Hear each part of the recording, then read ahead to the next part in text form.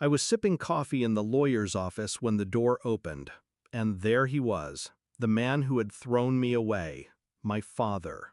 His smile was thin, rehearsed. "You've grown into a fine young woman," he said, like we were long-lost friends, not strangers bound by blood and betrayal. I didn't answer. I let him talk. People always reveal more when they think silence means weakness. I was 8 when he told me I was worthless. His words were sharp, like glass. "A girl is a burden," he spat, while my mother stared at the floor. That was the last time I saw their faces together, the day they signed the adoption papers and left me in a stranger's house. That stranger became my father, my real father. He taught me discipline, respect, patience. And when cancer took him, he left me his empire. Not because I was his blood, because I was his choice. My biological father didn't come to mourn. He came when the money made headlines. Suddenly, the daughter he abandoned had value. At first, he played the role well.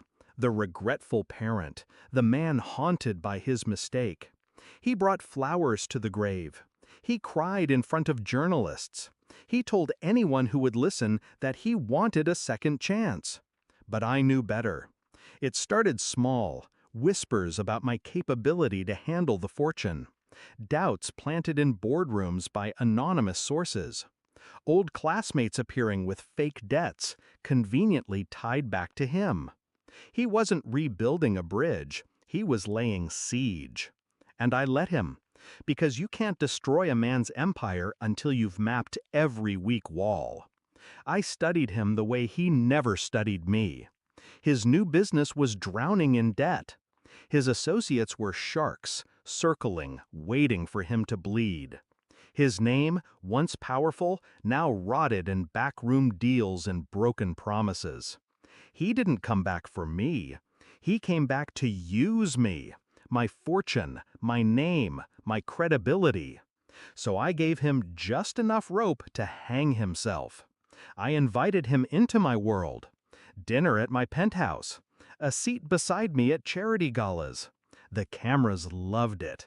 The prodigal father and the forgiving daughter. I let the story spread. Behind closed doors, I signed documents he didn't read. Transfers that looked like gifts. Partnerships that looked like trust. Every signature tied his failing businesses to my accounts. But the terms were mine. I was the creditor. He was the debtor. And he never noticed. By the time he realized, it was too late. He stormed into my office, face red, hands shaking. "You tricked me," he hissed. I stayed seated, calm. "No," I said. "I simply gave you what you wanted. You wanted access to my fortune. You have it. But you forgot." I slid the contracts across the desk, each stamped and sealed. "Access and ownership aren't the same." His eyes scanned the pages. Confusion first, then disbelief, then horror. Every move he made under my name now belonged to me. Every asset he had was collateral. He wasn't my conqueror. He was my pawn. The final blow came swiftly. The press, the same reporters he'd courted, turned on him. Fraud, exploitation, embezzlement.